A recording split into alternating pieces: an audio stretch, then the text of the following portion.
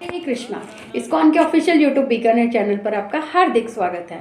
हमारे हिंदू शास्त्रों में प्रत्येक एकादशी का अलग ही महत्व है।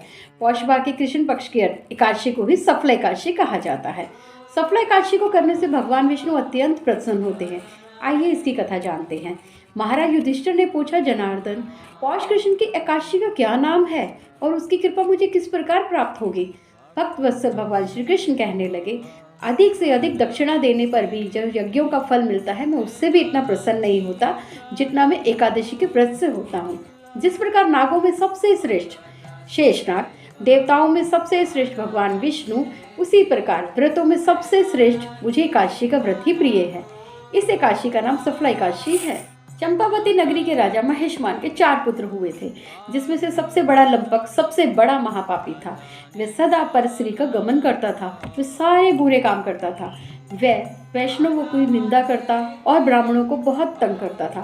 जब राजा को उसके कुकर्मों का पता चला तो राजा ने उसे अपने राज्य से निकाल दिया। वह अपने ही पिता के राज्य में चोरी करने लगता, प्रजा को तंग करता, मारता, पशुओं को भी वह मारकर खा जाता।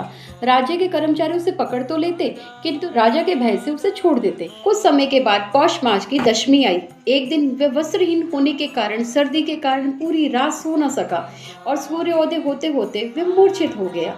अगले ही दिन सूर्य की गर्मी के कारण जब उसकी मूर्छा टूटी तो भोजन की तलाश में इधर उधर जाने लगा। उसके शरीर में इतना भी सामर्थ्य नहीं था कि वह किसी पशु को मार सकता।